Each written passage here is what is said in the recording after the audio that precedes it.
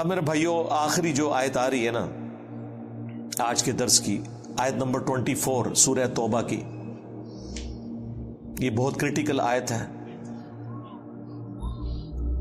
اور اس آیت کی تفسیر اگر کسی نے سننی ہے نا تو ڈاکٹر اسرار صاحب کو سنیں، جس طریقے سے وہ بیان کرتے تھے کہ ایمان کا لٹمس ٹیسٹ کیا ہے۔ قل ان کان آباؤکم، اے نبی ان سے فرما دو کہ اگر تمہارے آباء و اجداد، و ابناؤکم اور تمہاری اولاد بیٹے، و اخوانکم اور تمہارے بھائی، و ازواجکم اور تمہاری بیویاں، و عشیرتکم اور تمہارا کنبہ، و اموال اقترفتموہا اور وہ مال جو تم نے کمائے ہیں، و تجارت تخشون کسادہا اور وہ تجارت جس کے ماند پڑنے کا تمہیں ہر وقت اندیشہ لگا رہتا ہے، ومساکن ترضونہا اور وہ مکانات جو تمہیں بڑے پسند ہیں۔ دنیا کی ہر چیز گنوا دی، چاہے وہ ٹینجیبل ہے چاہے وہ نان ٹینجیبل ہے رشتوں کی فارم میں، اور آپ کی جو پراپرٹی ہر چیز گنوا دی۔ اگر یہ سب چیزوں کی محبت، احب الیکم تمہیں یہ چیزیں محبوب ہیں، من اللہ اللہ سے بڑھ کر، ورسولہ اور اس کے رسول سے بڑھ کر، وجہاد فی سبیلہ اور اللہ کی راہ میں کوشش کرنے سے بڑھ کر، کوشش فزیکل ایفرٹ بھی ہو سکتی ہے اور قتال بھی، فتربصوا تو انتظار کرو۔ ڈاکٹر صاحب تو کہتے تھے پھر دفع ہو جاؤ، حتی یأتی اللہ بامرہ یہاں تک کہ اللہ تعالیٰ کا حکم عذاب آ پہنچے۔ واللہ لا یہدی القوم الفاسقین اللہ تعالیٰ ایسے فاسقوں کو، نافرمانوں کو ہدایت نہیں دیتا۔ اب یہ دیکھیں، تین چیزوں کی محبت جب تک ڈومیننٹ نہیں ہو جاتی ان 8 چیزوں کے اوپر، ان کان آباؤکم تمہارے آباء و اجداد، ماں باپ، دادی دادا، نانی نانا، وہ ابناؤکم اولادیں، اس میں پوتا پوتی بھی آگے، بیٹے بیٹیاں بھی آگے، وہ اخوانکم اور تمہارے بھائی، ساری رشتہ داریاں، وہ ازواجکم اور تمہاری بیویاں، وہ عشیرتکم اور تمہاری رشتہ داریاں جتنی بھی ہیں، اور تمہارے مال جو تم نے کمائے ہیں، اور تمہاری تجارت جس کے ماند پڑنے کا تمہیں ڈر لگا رہتا ہے، اور 8ویں چیز تمہارے مکانات، پراپرٹیز، سب کچھ آ گیا۔ یہ 8 چیزیں جب تک اللہ اس کے رسول اور اللہ کی راہ میں کوشش، جہاد اور قتال کرنے سے بڑھ کر تمہیں محبوب ہے تو سمجھ لو تمہارا ایمان کوئی نہیں ہے۔ اور اگر اللہ اور اس کے رسول کی محبت اور قتال اور جہاد کی محبت تمہارے دل میں ان سے زیادہ ہے تو سمجھ لو تم ایمان والے ہو۔ تو یہ پتہ کیسے چلے گا؟ پتہ اس وقت چلے گا جب دونوں چیزیں مد مقابل آئیں گی۔ ویسے تو سارے کہتے ہیں جو بھی ہیں تیرے محبوب کی امت سے ہیں، داڑھی کی بات کریں کہتے ہیں جی وہ بیوی نہیں رکھنے دے رہی، کوئی کہتا ہے جی ماں کہہ رہی ہے میں دودھ نہیں بخشوں گی، تو پتہ چل گیا کہ کون آگے نکل گیا۔ النبی اولا بالمؤمنین من انفسہم وازواجہ امہاتہم، نبی مومنین کی جانوں پر ان سے بڑھ کر حق رکھتے ہیں، نبی کی بیویاں امت کی مائیں ہیں، تو جانوں پہ اگر بڑھ کے حق ہے، جان سے بھی بڑا حق ہے تو بات تو اسی کی ماننی ہے۔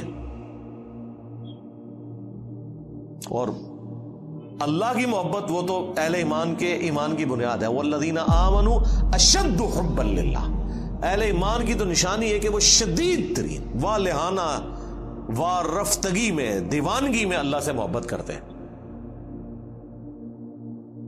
پھر محبت کا لٹمس ٹیسٹ بھی بتا دیا گیا، قل ان کنتم تحبون اللہ فاتبعونی یحببکم اللہ، اے نبی تم فرما دو اگر تم اللہ سے محبت کرتے ہو نا اور اس کا دعویٰ رکھتے ہو، پھر میری پیروی کرنی ہے، پھر اللہ بھی تم سے محبت کرے گا اور تمہارے گناہوں کو بھی معاف فرما دے گا۔ یعنی رسول اللہ کی پیروی اللہ کی محبت کا لٹمس ٹیسٹ ہے۔ تو اگر اللہ کی محبت کا لٹمس ٹیسٹ یہ ہے کہ آپ نے نبی علیہ السلام کی پیروی کرنی ہے، تو نبی کی محبت کا لٹمس ٹیسٹ کیا ہے؟ میلاد کے اوپر جھنڈا چڑھانا، وہ بھی یہی ہے نا۔ اس سے بڑی محبت کا لٹمس ٹیسٹ ہے رسول اللہ کی پیروی کرنا، اور پیروی ہے اطاعت نہیں، پیروی، پیروی اور اتباع اس سے اگلا ورژن ہے۔ اطاعت محبت کے ساتھ، جو سورۃ النساء میں آیا ہے کہ تم مومن ہی نہیں ہو سکتے جب تک کہ اپنے ہر معاملے میں رسول اللہ کو اپنا حاکم نہ مان لو اور دل میں بھی کوئی حرج محسوس نہ کرو اس کے خلاف. تو رسول اللہ کی اتباع محبت کے ساتھ کرنا، اطاعت محبت کے ساتھ کرنا، یہ ٹرو پیروی ہے، یہ اللہ تعالیٰ کا تقاضا ہے. تو اللہ کی محبت کا تقاضا اگر نبی علیہ السلام کی پیروی ہے اور اتباع ہے اور محبت ہے تو ظاہر ہے نبی علیہ السلام کی محبت کا تقاضا بھی تو رسول اللہ کی پیروی ہے صلی اللہ علیہ وآلہ وسلم. ویسے تو کہتے ہیں جی وہ جی بخاری مسلم میں حدیث ہے کہ 3 لوگ ہیں جنہوں نے ایمان کی حلاوت چکھ لی. نمبر 1 جو اللہ اور اس کے رسول کو سب سے بڑھ کر محبوب رکھتے ہیں. نمبر 2 جن کی دوستی اور دشمنی کا معیار اللہ کی ذات. اور نمبر 3 وہ جس کے لیے اسلام چھوڑ کر کفر اختیار کرنا اتنا ہی مشکل ہو جائے جتنا زندہ آگ میں جلایا جانا، یعنی وہ آگ میں جلنے کے لیے تیار ہو جائے، دین نہ چھوڑے. پھر بخاری مسلم میں حدیث ہے تم میں سے کوئی شخص اس وقت تک مؤمن ہی نہیں ہو سکتا جب تک کہ میں اسے اس کے ماں باپ اولاد سب لوگوں سے بڑھ کر عزیز نہ ہو جاؤں. اس میں سے کچھ نکالنا بھی تو ہے نا، کیسے پتا چلے گا؟ حضرت عمر کے بارے میں نہیں آتا بخاری میں نبی علیہ السلام کے ساتھ چہل قدمی کر رہے ہیں، ہاتھ پکڑا ہوا ہے اور کہا یا رسول اللہ آپ پوری دنیا میں سب سے بڑھ کر مجھے محبوب ہیں سوائے اپنی جان کے. سچ بولا، اپنی جان پہلے ہوتی ہے انسان کو. لیکن نبی علیہ السلام نے کیا فرمایا؟ نہیں بلکہ تیری جان سے بھی بڑھ کر. تو ان کا یا رسول اللہ آپ مجھے میری جان سے بھی بڑھ کر محبوب ہیں. تو آپ نے فرمایا ہاں اب تیرا ایمان مکمل ہوا عمر. تو اس میں سے نکالنا کیا ہے؟ نکالنا یہ ہے کہ پوری دنیا ایک طرف ہو، اللہ کے نبی دوسری طرف ہو. آپ نے اللہ کے نبی کی بات ماننی ہے. یا میری زبان میں میرے نبی سا ہے ہی کوئی نہیں، تیرے بابے تھے شاہی کوئی نہیں، یہ مطلب ہے اس کا. یعنی ہم لوگوں کو قرآن و سنت کی تعلیمات بتاتے ہیں، یہ کہتے ہیں بزرگوں نے ہی فرمایا. جی بزرگوں کو قرآن و حدیث نہیں آتا تھا؟ جی حقیقت تو یہی ہے، لیکن یہ آپ بات سن نہیں سکتے. قرآن و حدیث نہیں آتا تھا کیونکہ دنیا دار نے کبھی چشتی رسول اللہ یا اشرف علی رسول اللہ کلمے کو صحیح نہیں کہا، دیندار لوگوں نے صحیح کہا ہے. تو لگتا ایسے ہی ہے کہ وہ بالکل ہی کہے گزرے تھے، عقل سے آ رہی تھے. وہ جی کلمہ پڑھا ایک نہ دن جنت میں چلے جانا ہے. جی نبی علیہ السلام سے بھی ذرا پوچھ لیں، صحیح بخاری کی حدیث ہے میری پوری امت جنت میں جائے گی سوائے اس کے جس نے جنت میں جانے سے انکار کر دیا. صحابہ نے کہا کہ یا رسول اللہ کس نے انکار کر دیا؟ آپ نے فرمایا جس نے میری اطاعت کی وہ جنت میں جائے گا، جس نے میری نافرمانی کی اس نے جنت میں جانے سے انکار کر دیا.